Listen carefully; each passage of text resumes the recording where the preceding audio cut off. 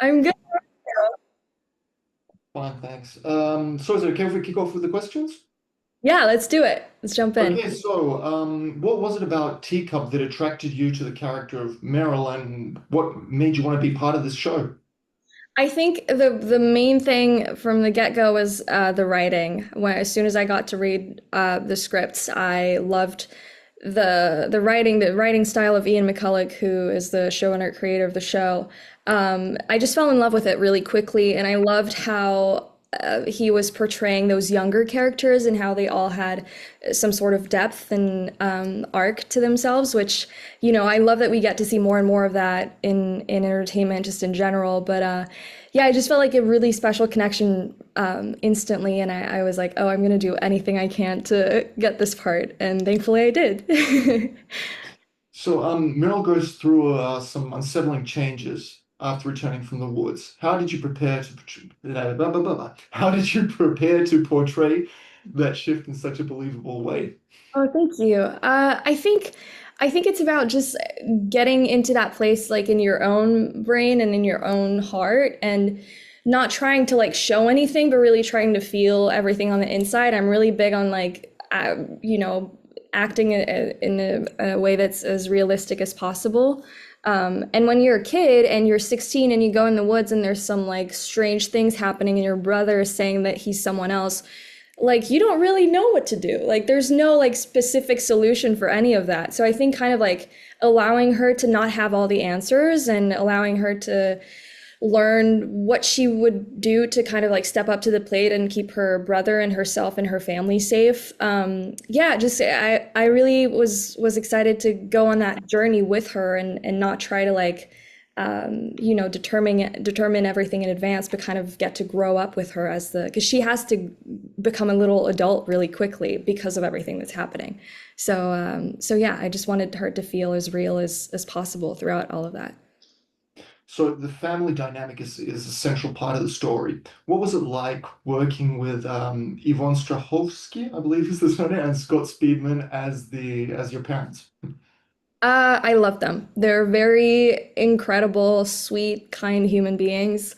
Even after the show was out, like we're still in touch. We talk every now and then, and they've brought me a lot of opportunities. Just after the show finished filming, they were so lovely to work with, and I love like it's so special when this happens on set where you really get to connect with everyone you're working with and everyone's on the same level. Like there's no like hierarchy of, oh, I'm number one on the call sheet and you're not. It's not like it wasn't like that. It was just a really big family feeling.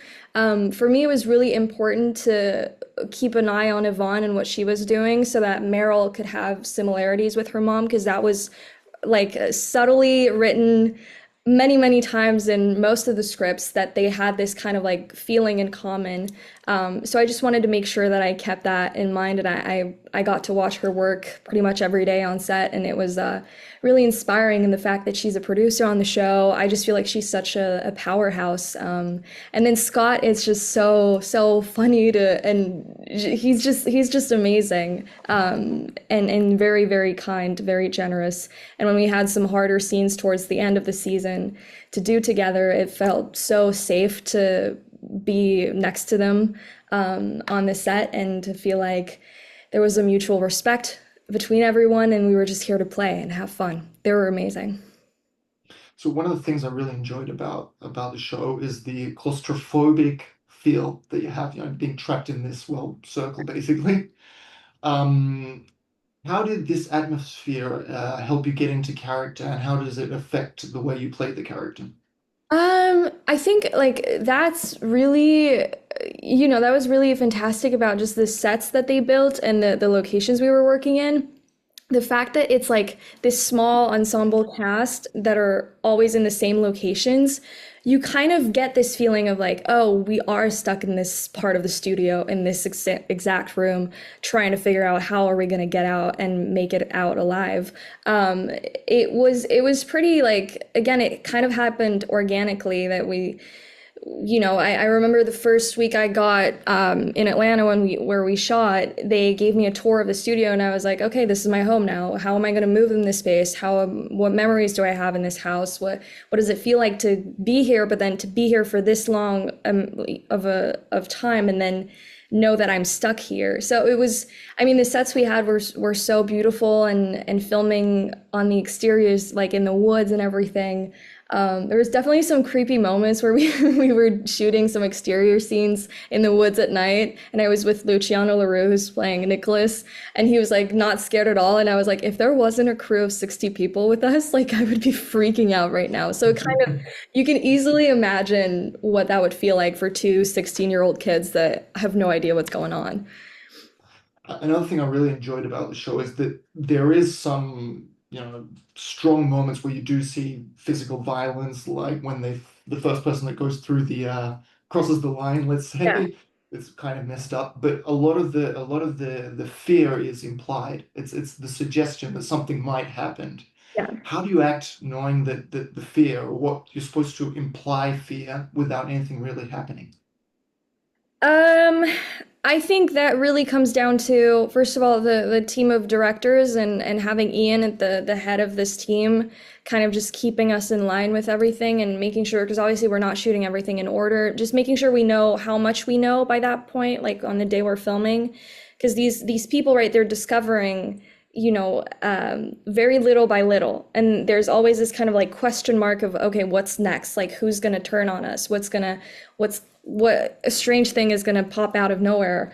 And Yeah, I think it's just really like knowing the material. What I like to do when I do my prep work is I have a little journal for each character that I create, and I have like a very specific timeline of everything that happens for my character. So just like going back through that little journal when I have a scene to shoot and going, okay, this is where I'm at, this is how I'm feeling, this is how much like strength I'm feeling, or this is how brave I'm feeling, or this is how scared I'm feeling, and just trying to keep that all linked together so that it does one smooth arc. But obviously that couldn't get done without our great directors who were very, very specific about what we had to do.